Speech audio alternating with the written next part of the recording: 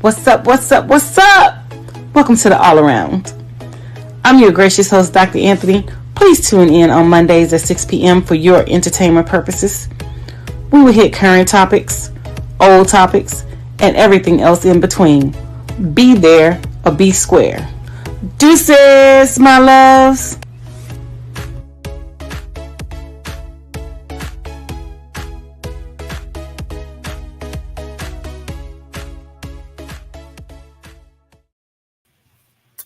Hi, welcome to another great episode of the All Around. I am your gracious host, Dr. Anthony, and we have an amazing show planned for you tonight. Ida B will not be joining us this week. She is in travel, and we wish her the best, and I hope she's turning up and having so much fun.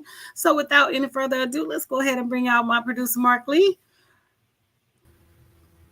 Glad to be here with you. Glad to have conversation. Always fun to talk to you. All kinds of things are going on in the world, and we do know that educators are an important part of what's going on in the world as well. Like I said, definitely a special place in my heart as I have a late aunt that was a principal in New Jersey as well as in um, Richmond area in Virginia, and definitely a number of other folks in that teaching lane. Mom's first job in college was actually as a guidance counselor, and we know that that's an important part of the teaching lane.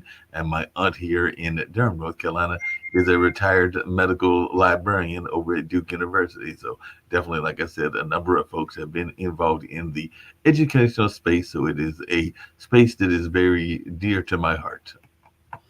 Yes, so we are definitely going to talk about the mass exodus of education along with some other problems that are, complicit in the mass exodus of education. We kind of touched upon education last week, where we talked about different situations with students' behavior and other things. But I really want to focus on the educators that are being affected and that are leaving the profession at an alarming rate. I mean, it's insane how educators are being blamed from everything under the sun, to raising the children of people that we don't even know, to everything else. And people are, perplexed as to why educators are leaving the field. Educators feel like, that they don't have to take this foolishness. They don't have to, be subjected to what the parents are subjecting them to, what the students are being subjecting them to. And they feel like, we have skills that are transferable outside of the classroom.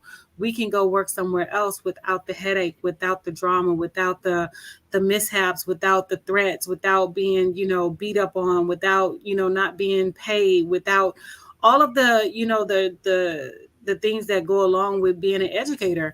And I was reading not long ago about some education leaders in Texas saying that they're actually going to make the teaching test harder for teachers to get certified, instead of actually addressing the root cause. And the root cause is parents and children. So the teacher is always being blamed for everything except the children and the parents and the children are not being held accountable. But everything falls in the laps of the teacher, as if the teacher can control everything by himself or herself, which is a sad state for us to be in, because the educators around my age who are 50 and up, once we leave, we're done. And the educational field is not ever going to be the same, because there's not a lot of young people who are out there majoring in education, who wants to be teachers, who wants to subject themselves to what we are being subjected to on a daily basis. And it's sad that we are coming to this.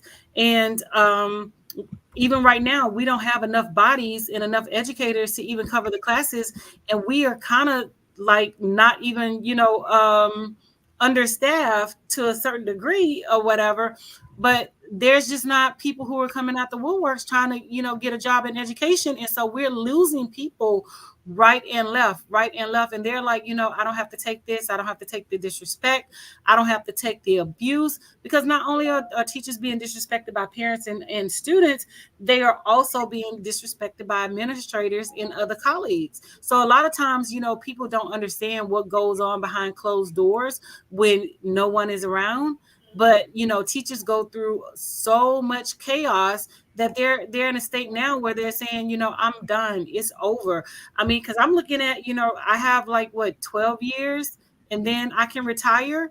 So like I said, my age group and higher, we're leaving the profession and we're not looking to come back. Once I retire, that's it. I don't ever plan on going back into my field or whatever, because once I'm done, I'm done. And I'm gonna stop and let you speak a little bit. No, I mean, that makes a lot of sense. I've heard a lot of teachers that are frustrated by what they're going through, and a lot of people are definitely wanting to get more respect, wanting to get better pay, and I can definitely understand that and all along those lines. So there's definitely that frustration, and like you said, the frustration of not having the support. Ironically, when I was talking to that person in the music lane on my show earlier today, her husband is a teacher, and she was even saying that she was frustrated by some of the impossible tasks that he was being given by the administrator. So she was basically saying that as a loyal spouse, that she was seeing him be given some tasks that were next to impossible to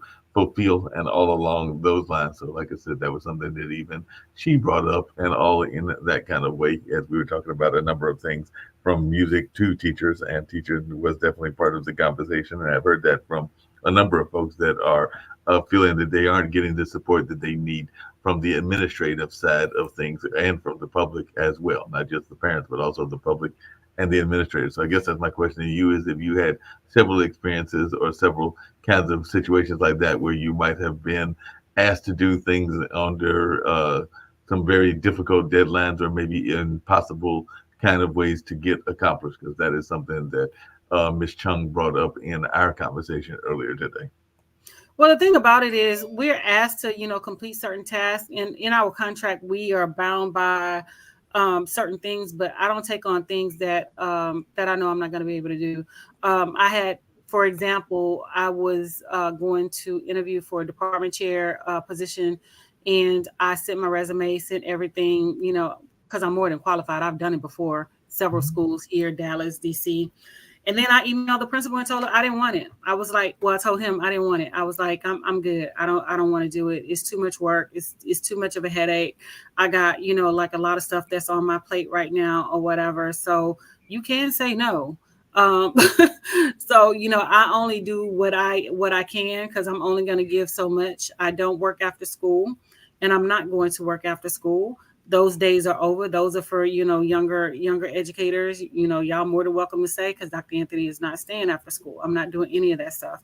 I rarely give up my weekends. I rarely give up my Saturdays. When I was a coach, when I coached boys basketball, girls track, and girls softball, I gave up a lot of time to put into the children and things like that. And now I'm at the point now where it's just I go to work, do my job, and then I leave and go home. I'm not giving up that extra time, because my extra time is worth more to me than giving it up for people that are not going to appreciate what I put into it, what I have to sacrifice to be there, and what I have to miss to make sure that I'm there for their children, and make sure that I'm there for other staff members as well. So I'm at the point where I say no, I'm not doing it.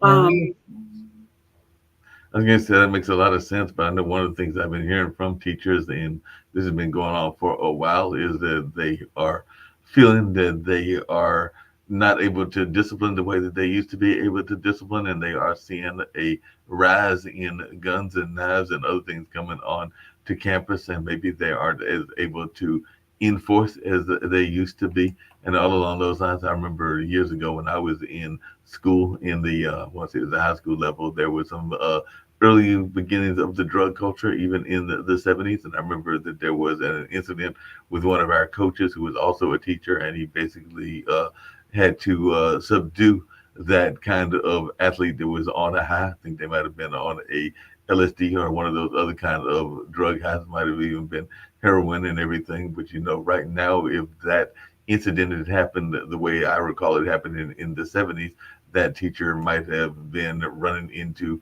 issues that I can tell you that teacher did not run across on that particular time, because they were respected for putting that situation in a kind of a calm space and making sure that it didn't escalate. But now teachers are scared about the rise in school violence and, like you mentioned before, the burnout. And there's also the measure of the salaries, which I understand are still ridiculously low in a lot of places and all along those lines. But am I incorrect in thinking that there was a greater respect for the discipline aspect of teachers previously versus what it is now?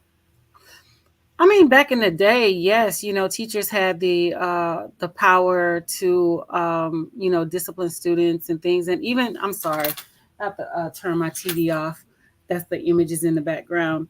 And even when I was in elementary and middle school and things like that, I rarely wrote disciplinary referrals, and I can count on one hand, the times that I've written a referral or I had to really discipline a child. But everybody does not have like strong classroom management, and by no means am I faulting the teacher.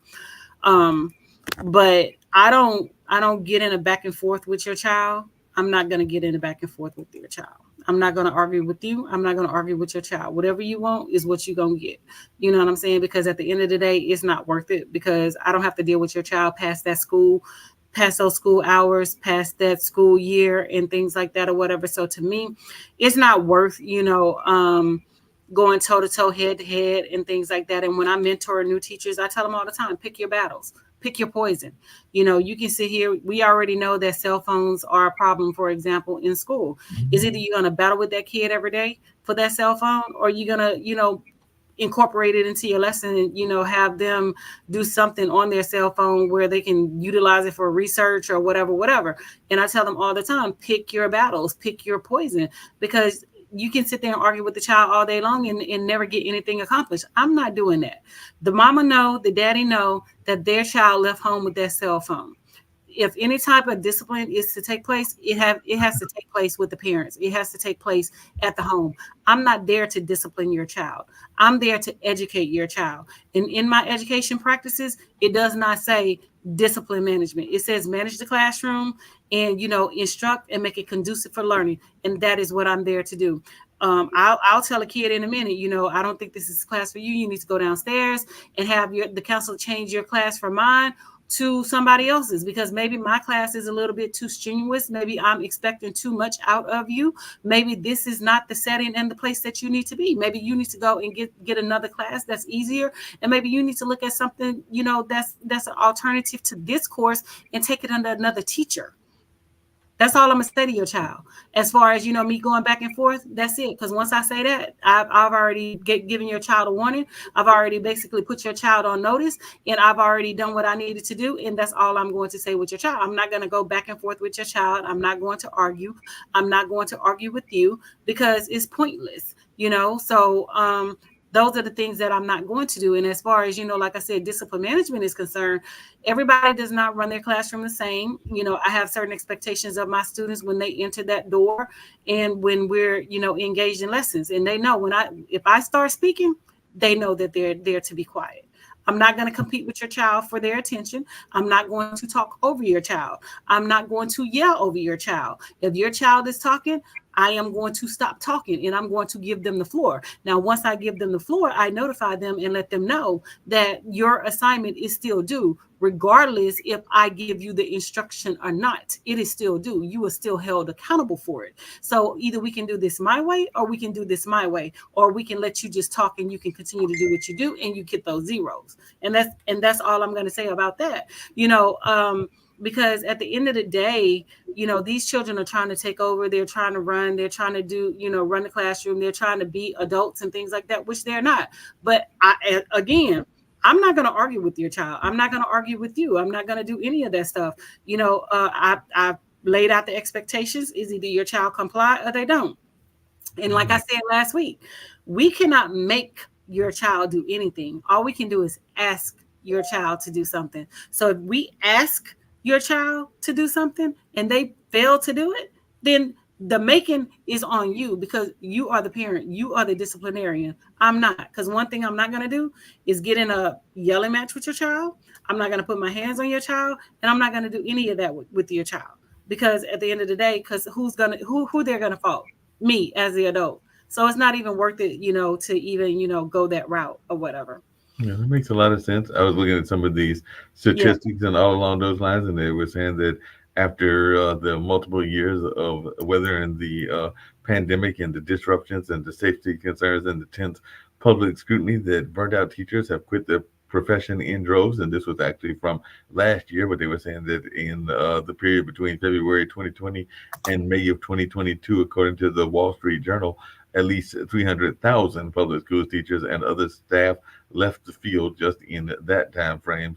And definitely there's a high rate of anxiety during the pandemic. But definitely they were saying it even more than the healthcare workers, according to research that was published in Educational Researcher, a journal of the American Education Research Association. So definitely they're saying that K to 12 teachers report the highest burnout rate of all U.S. professions, with more than 4 out of every 10 teachers noting that they feel burned out always or very often at work, and that was according to a Gallup poll last year. So a lot of people are putting folks in the stress jobs and thinking that there are high stress jobs like being an air traffic controller and a number of other ones. But it looks like you teachers are also dealing with it as well. So definitely they're saying that safety concerns, those low salaries, those funding deficits, and the decline in mental health are not new issues, but that they are being put out there in the more greater details in this particular era and all along those lines. So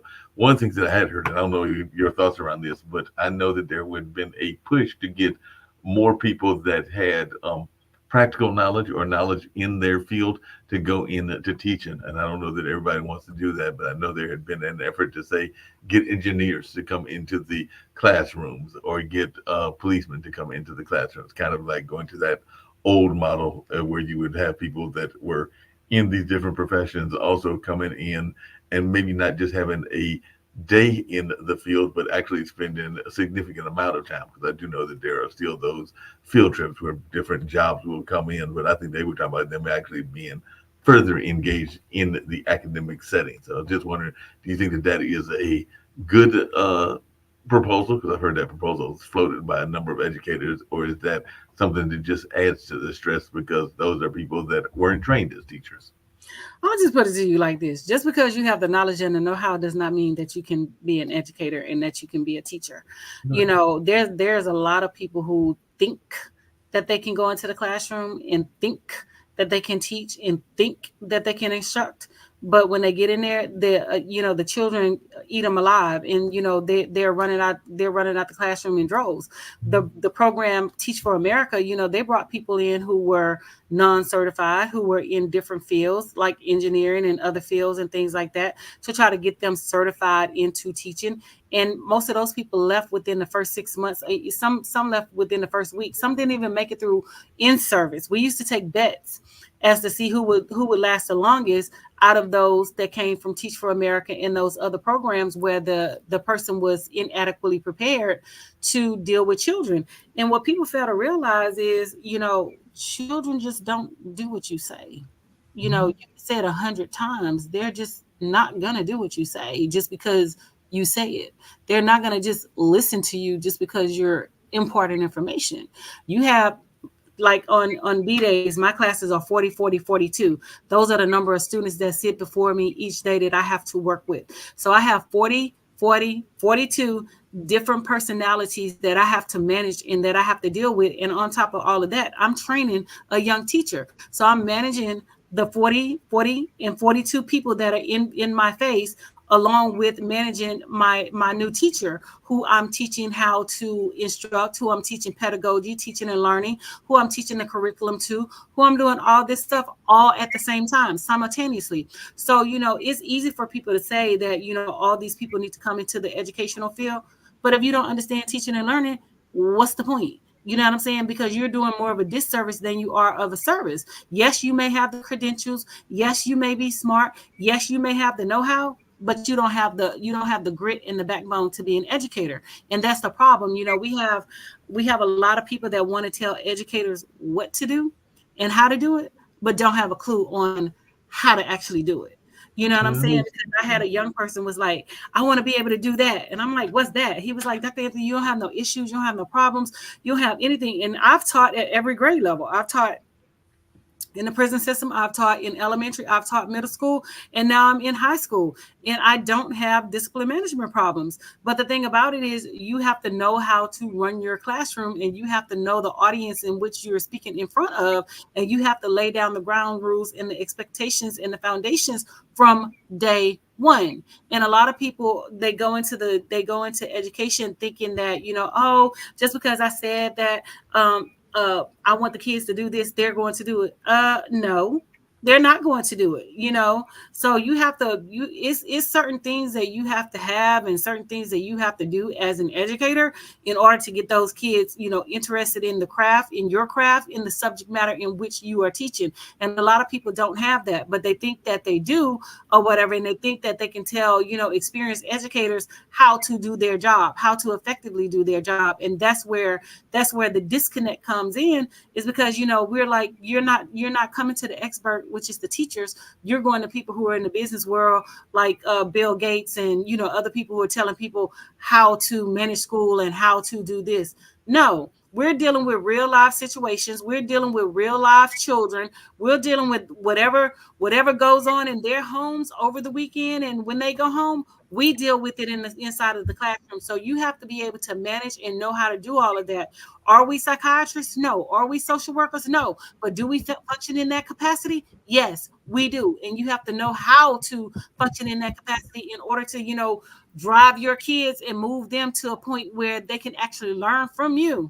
Yeah, Thanks. that makes a lot of sense. I know a number of folks have thought that they did not want to go directly into teaching, and sometimes they wanted to have their teaching knowledge and use it as substitute teachers. I know that actually one of the people that is on this network and Mhm. does a show, ironically, about the travel industry.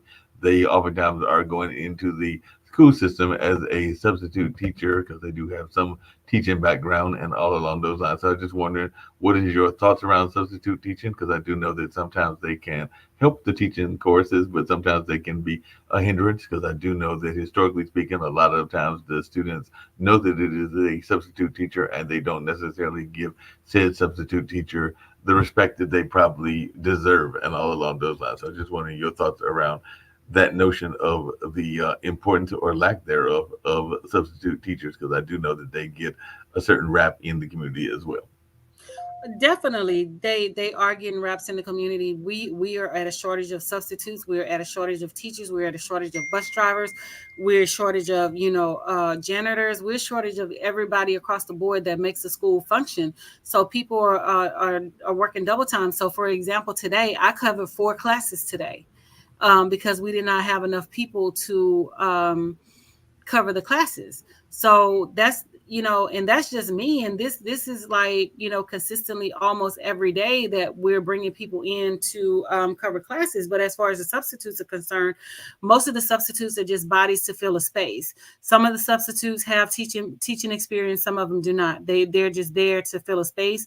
Some of them follow the teacher's plan, some of them do not. So since we are a one-to-one school, and what one-to-one means is that we have computers, and each child has a computer. So we're one-to-one.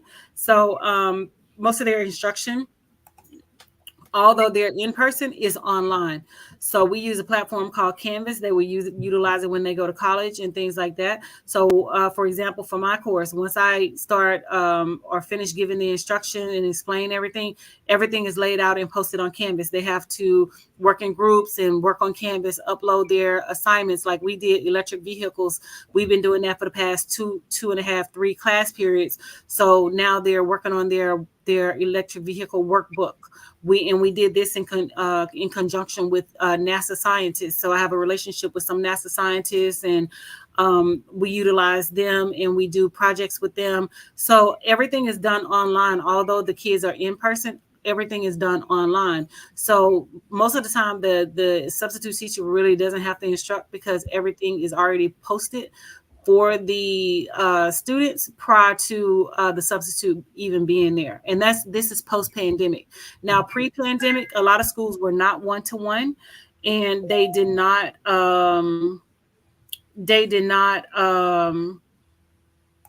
have the computer access.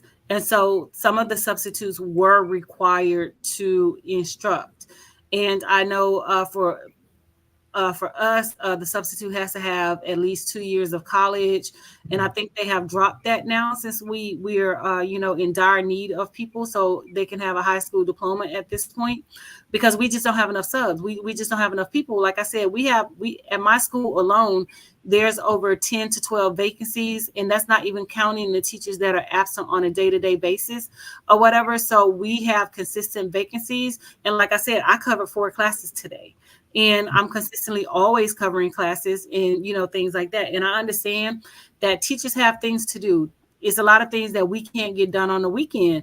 And some other educators I was reading, because I'm in a Facebook group, I'm in a lot of groups, whatever. And I was reading and they were like, y'all need to come to work because y'all putting extra work on your colleagues and things like that. But you also have to understand that certain doctors are not open on the weekends. Certain things that you can't, you got to get done during the weekday on a business day, you can't get done on the weekend. So it's not that people are purposely putting their colleagues in harm's way. It's just that you have to have time to do what you need to do.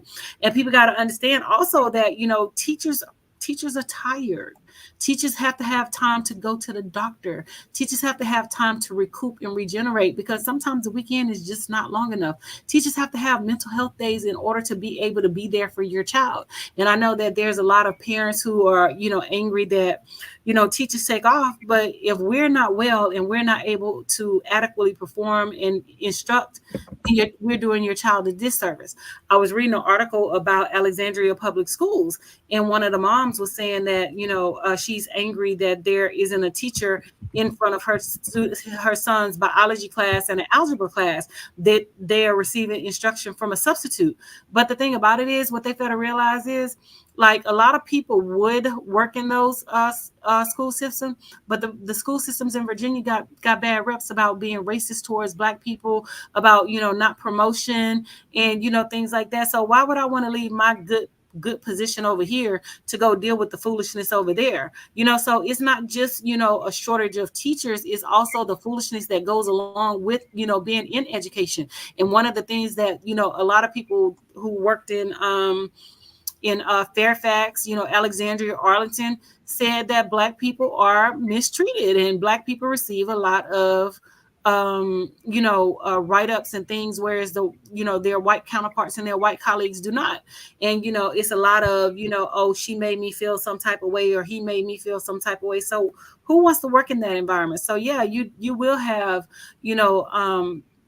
vacancies and things like that, because nobody wants to work in that environment, and nobody wants to deal with parents who are crazy like you. Nobody wants to deal with that. And like I said, teachers have other skills that are transferable to different companies. They can train, they can do their education department. They can work in customer service. They can lead customer service. They can do all kinds of things other than being an educator. And people have to realize that teachers are not taking the foolishness and the abuse like they were in the past, because at the end of the day, it is not worth it.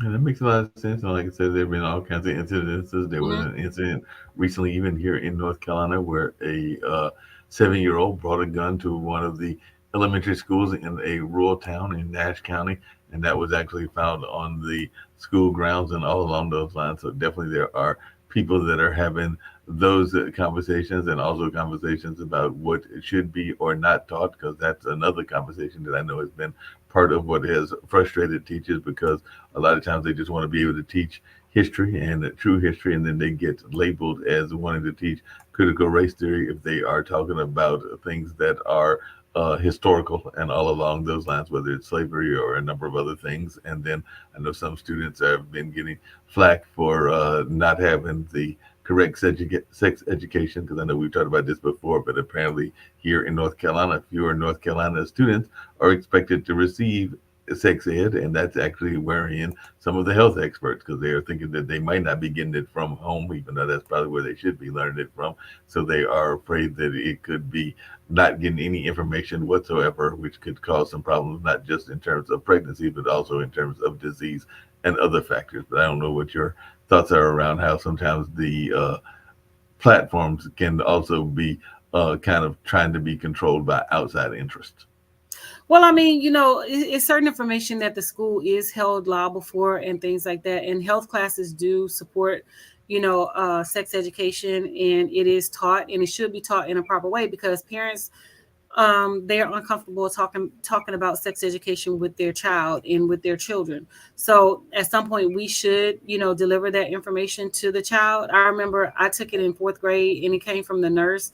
The nurse did a lot of sex education teaching, and explaining, certain things. When girls come on their cycle, how to use pads, tampons, and things like that or whatever. So yes, I do believe that certain knowledge should come from the school, but at the same time, certain knowledge should come from the parents, because the parents are their first teachers. You raise your child. The child is with you way more than they are with the educator in the school system. So a lot of things should be taught at home. And Mark, you touched upon a child bringing a gun to school. That's a home problem. That's not a teacher problem. That is a home problem. A child that young should not even know or have access to where the gun is, and know where the gun is, for him or her to even feel comfortable enough to want to bring the gun to school. I mean, yes, I understand that that's in their home and this is what you're teaching, but you also have to teach you know practicing safety and things like that. But as far as me is concerned, I don't think a child under like 10 years old should be knowing where a gun is and how to access it, and where the keys are and things like that. Because what children are curious. What children gonna do when they're curious? They're gonna go look through things. What are they also gonna do? Take it out and take it to school and show and tell to my friends. And that's a proven fact. That's human nature. So at the end of the day, I think if some of these parents are held liable for the actions of their children, I think we'll see a lot less of it. But I know we talked about this. A black parent was charges was pressed against a black parent, but we've had countless white parents who child has taken guns and weapons to school, and no charges were filed against them. So my thing is, if you're going to file it against the black parents, you need to file it against the white parents as well. Yeah, that makes a lot of sense. One of the things that I've been hearing people say for a while now, and definitely we know that there is a rise in technology. And I know that's part of the lane that you are in as well. But a number of people, when you are talking to them about education, they will say, you don't really need education or education anymore because you can go to YouTube University or Google you and all along those lines. So I just wondered, what is your answer to those folks that are like, yeah, I don't really need a solid education because I want to know something. I can learn about it through the wonders of the internet without having to do the other aspects and everything. So I was wondering your thoughts around that, because that is something I've been hearing a number of people say is, don't worry about it. I'll get it on Google you. More power to them. If that's the way you want to learn it, then more power to you, because I'm not going to stop you from learning what you want to learn and learning how you learn. That's how you learn. But, just because you learn that way does not mean everybody else learn that way. That does not mean that it's the best way for, all children, or, children of color or Caucasian children. It just means that you learn that way. I mean, because, it was a lot of people saying that, when we did online instruction, that the children were not successful and things like that. That's not true. All children were not failing. We did have some success stories where children actually thrived being in the online setting versus being in the face-to-face setting. So each model, each educational model, whether it's face-to-face, one-to-one, or if it's online, does not work for everyone. So you have to get what works best for your child, you and your child. I know a lot of parents are saying that the big push now is to homeschool their children. Go right ahead. You probably one of the parents that we don't want to deal with, and your child is acting a fool in school anyway.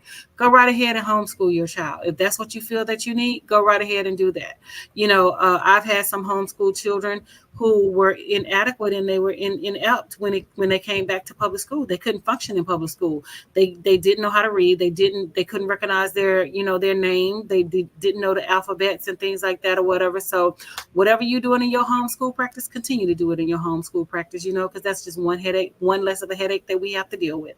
So the child ended up being removed from public school and taken back to homeschool because he was just not successful. He could not function, and he could just not get with the routine and the daily the day-to-day functions of being in a society with other children. So I mean, if you're not expounding and letting your child explore, and you really don't know what you're doing your child a disservice as to trying to teach your child, because you are supposed to follow what that LEA, the local educational agency, has laid out for homeschool. Homeschool is just not traveling, and homeschool is just not taking field trips and things like that.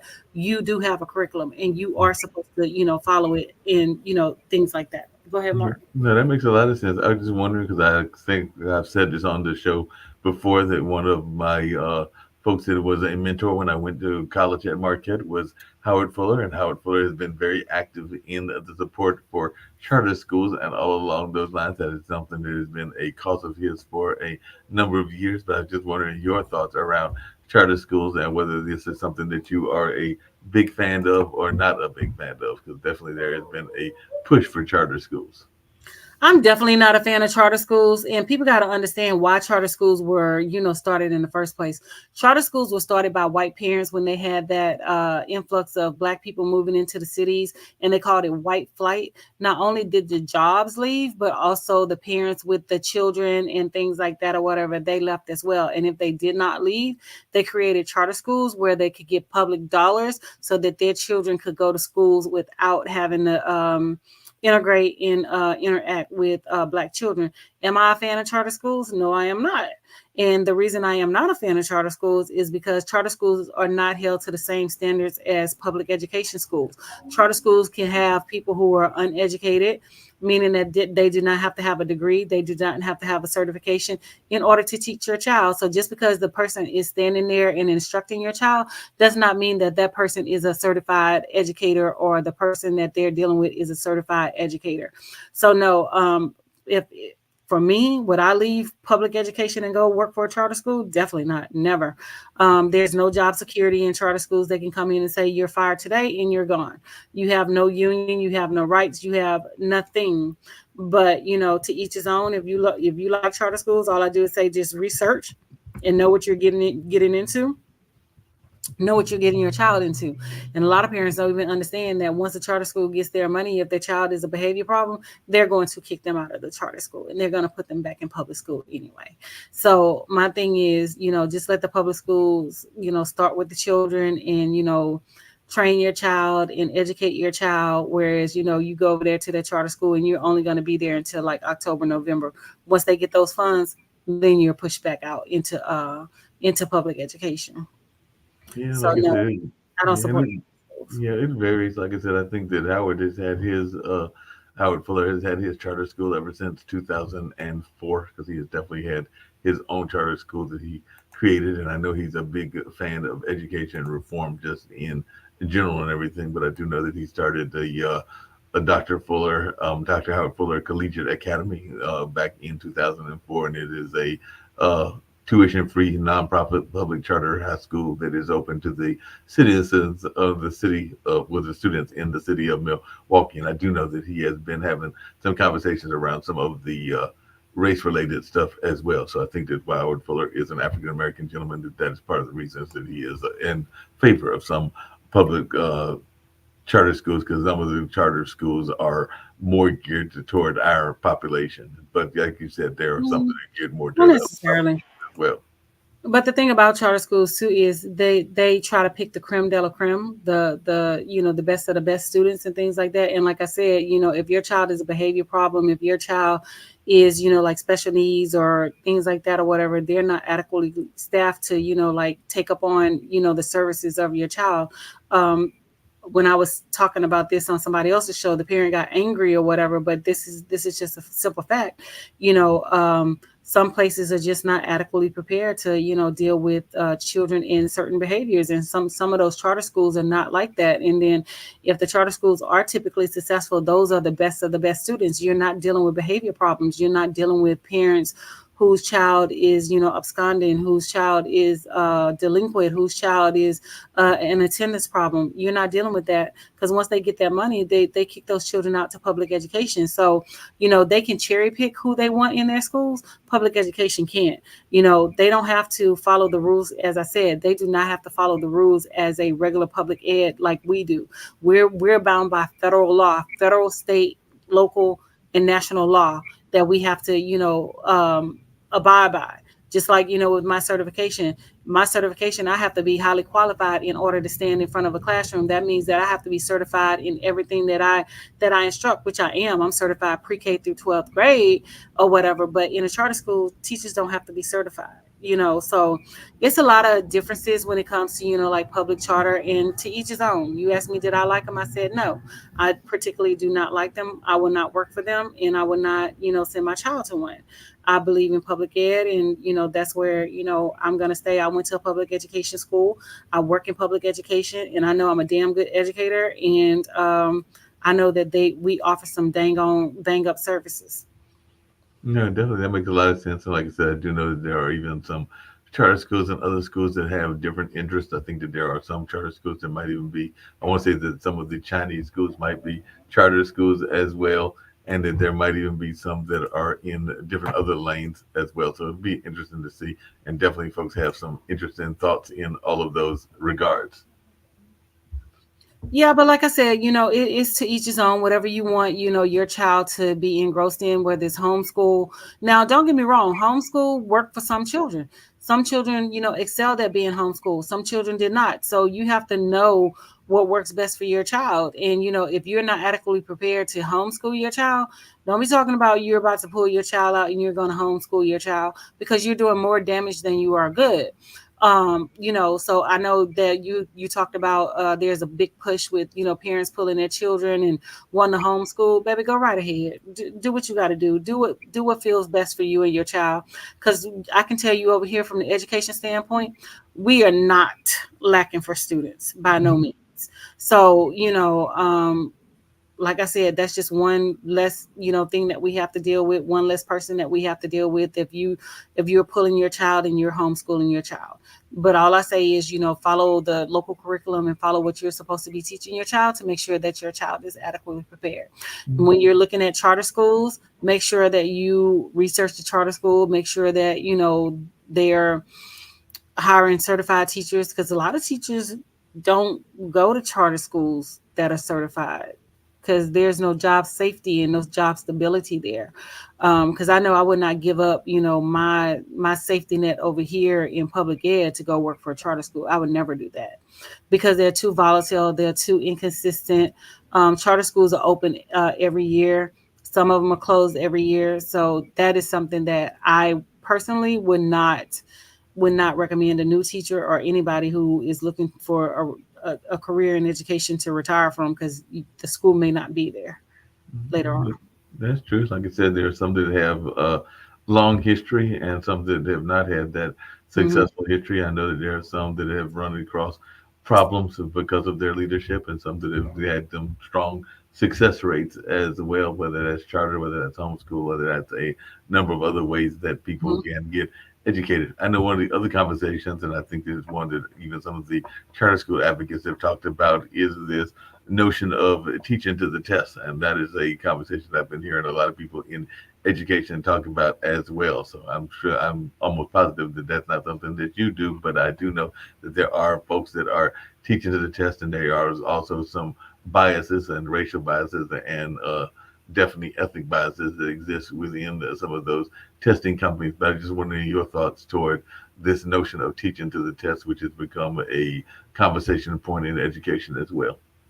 Well, we don't teach to the test. We follow a curriculum. And if you follow the curriculum and the curriculum is implemented properly, the child is supposed to be able to go and take the test and pass the test. The curriculum and the test should align. So we're not teaching to the test. We're teaching the curriculum, which is aligned to the test. So if the curriculum is aligned to the test, then the end result is your child should be on grade level. Your child should be adequately prepared. Your child should be able to function within that test.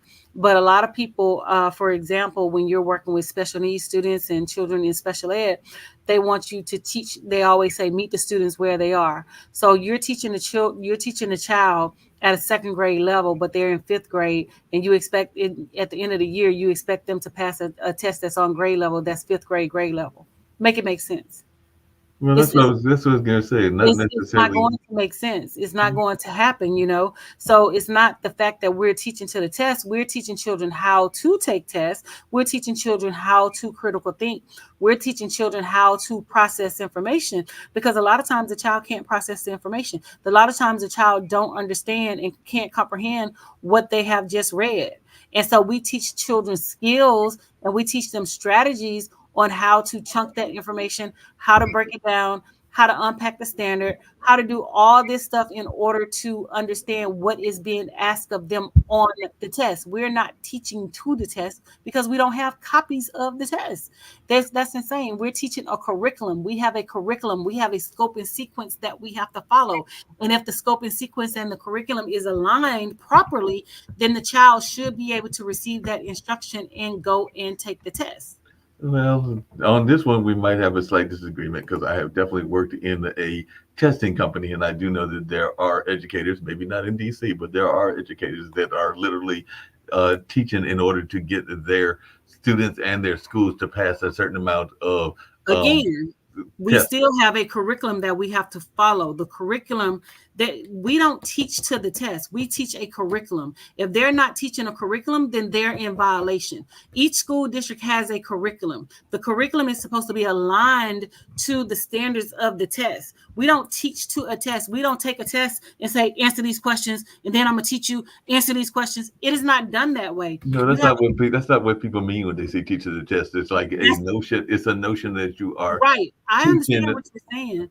But what I'm saying is we don't teach that way. If you're following a curriculum, and if they're following the curriculum, then they're teaching the child how to process and how to make acquisitions of the information. I've taught ELA, I've taught reading, I've taught math, I've taught pretty much every subject and things like that. We don't teach to the test. And if they're saying they're teaching to the test, they're lying. They're not teaching to the test. They're teaching a curriculum. You have in if you can Google any school district, wherever whomever told you, go to that school district and Google it, and Google the curriculum for that test. But I mean, for whatever subject area. So you're going to teach a curriculum. You have a scope and a sequence. Now, should the child be able to pass the test after they have been exposed to the curriculum? Yes, they should be able to pass the test. But with these people talking about we're solely teaching to the test, we are not solely teaching to the test. We are teaching a curriculum. We're teaching, for example, Common Core. You mentioned Common Core last time when we talked. Right. Common Core is aligned to state standards. Common Core is aligned to the end of the year test. So if these children are being taught at the Common Core level, once they have been exposed to this curriculum, they should be able to pass the test. That's not teaching to the test. That's teaching skills.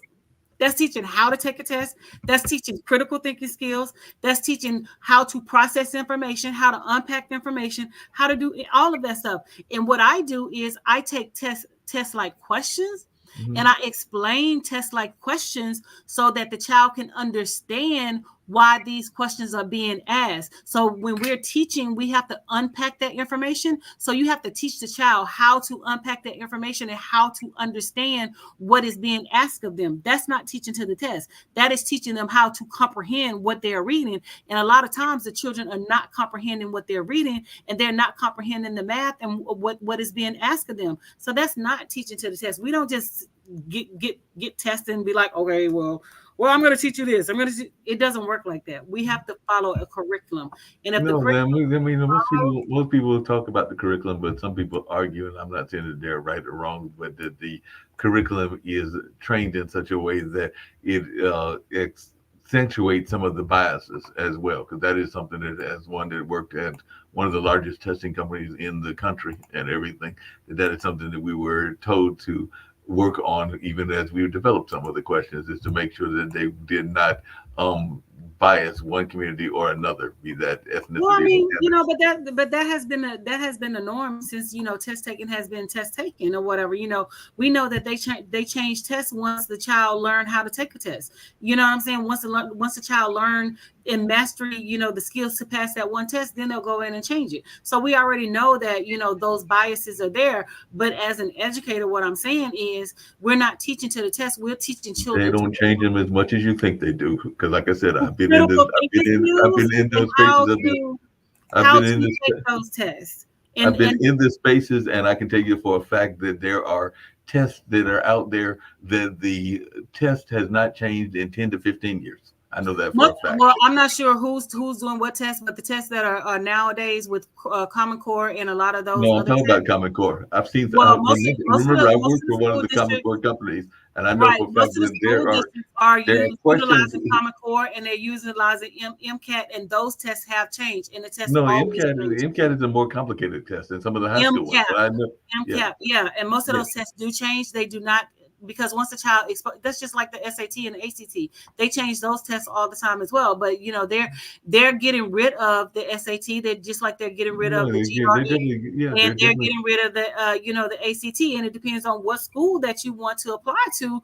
If you have to take those tests. But again, you're But teaching a curriculum. Dr. You Anthony, know, Dr. Anthony, this is something that I can speak to because that's one of the complaints that we've had for a while in a couple of companies. Because it's not just the one that I work for, but it's a number of other ones as well that we have But the literally thing about it, seen. Mark, is all school districts does not even utilize the same test, and they don't even No, utilize that's the true. same testing companies. For example, when I worked in Texas, do you know that all the other school districts, their school books were based off of Texas curriculum because they based it off of Texas because of the amount of volume that they ordered their school books. So everybody had to instruct from TEKS and TACs and STARS because Texas bought so many school books that they did not change their school books. They were instructing from Texas. So it's not just the educational companies and things like that or whatever, because all school districts don't utilize the same No, education no, they're companies. different companies. What I've I'm done work with saying is, Stars, and I've seen some of their yes, but tests what not I'm change saying as is well.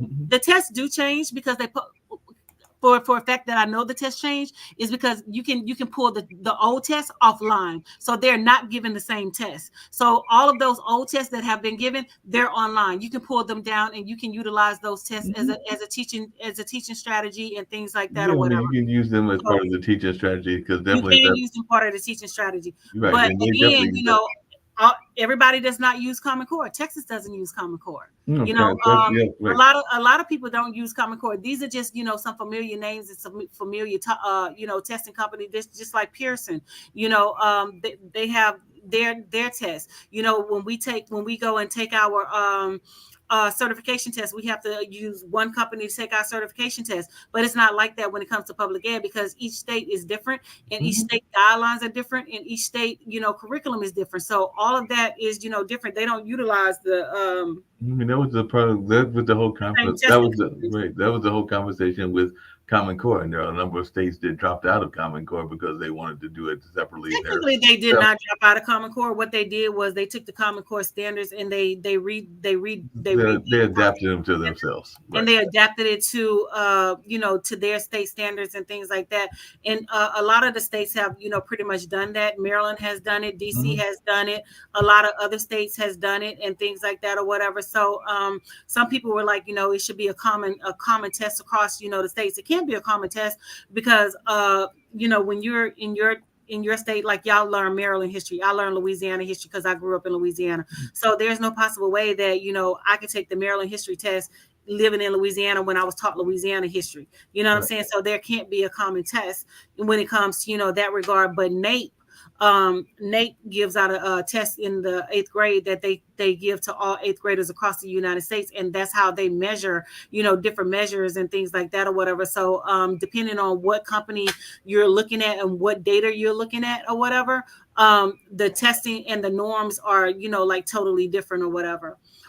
Yeah, and there are different norms that different people have, and all along those lines, because there are definitely different criteria. Like you said, there are a multitude of companies that are out there. I mean, measurement is just but one. Pearson is one. There are a number of other ones, and they all have their different rules and regulations as to even how they get their people to grade the tests, because I know that the one that I work for requires a college degree, even though some people would consider it rote work and all in that space, but they do require you to have a college degree. And I know that in some of the tests, they require a certain knowledge base and everything. Because I know there was one of the tests, I think it might have been in New York, that they required for the Regency that you had a history background, because a lot of the test was around historical facts and things of that nature. So they wanted somebody that had a strong history background in order for that test. But at the company that I work with, the primary requirement is that you have a college degree and that you are able to take the test to know that you can score the test, because they don't like the word grading and everything, because that is another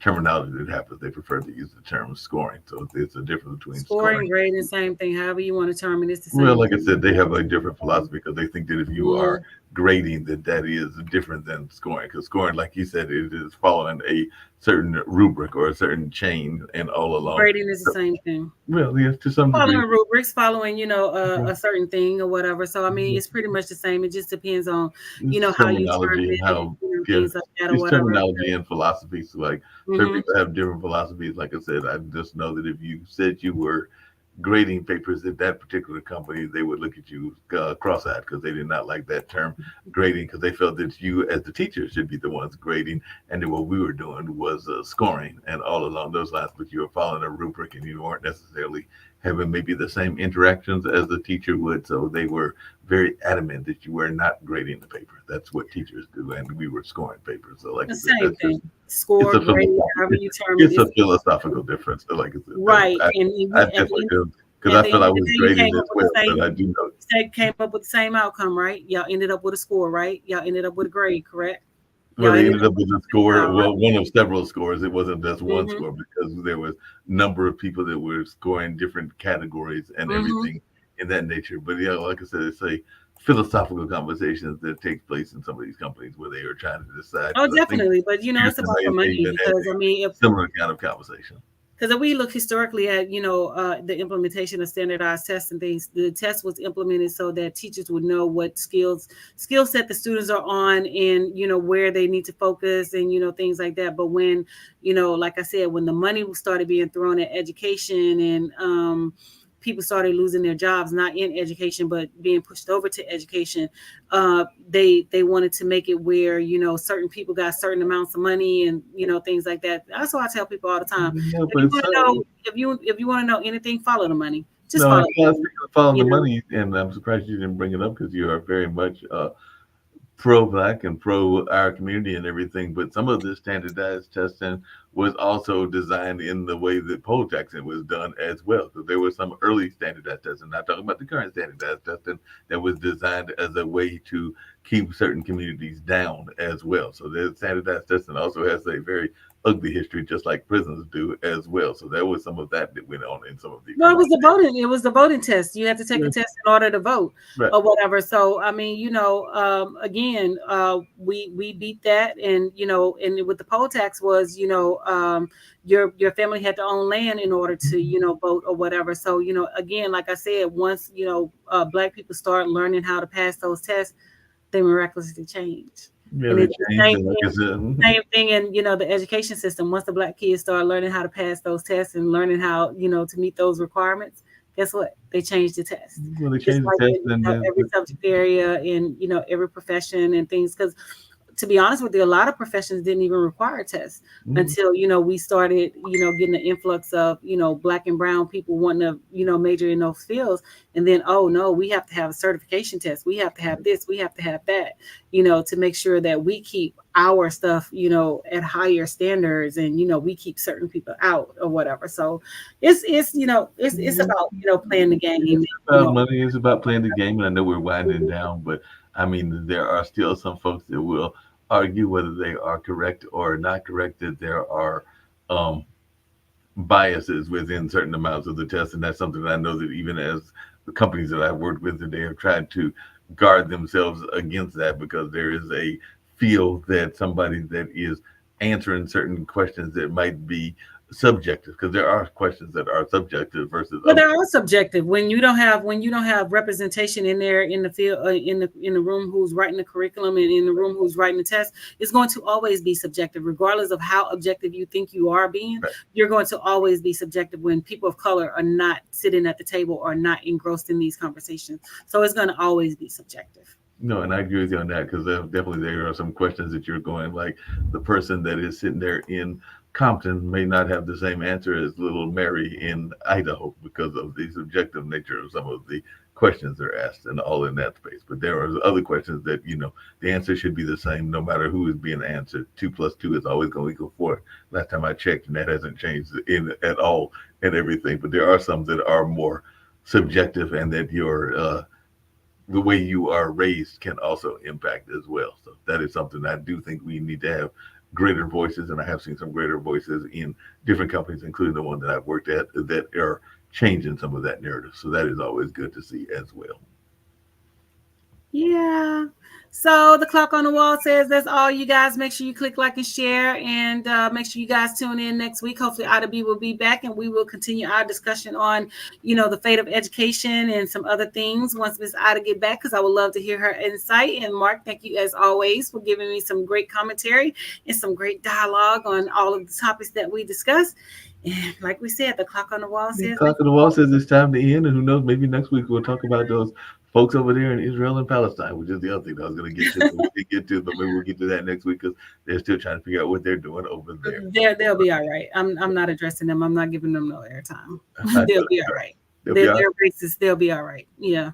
Because at the end of the day, they're still racist towards Black people. So, and they still supported slavery of Black people. So I'm not giving them no airtime. So we can talk about something else. I understand. Bye. See you later.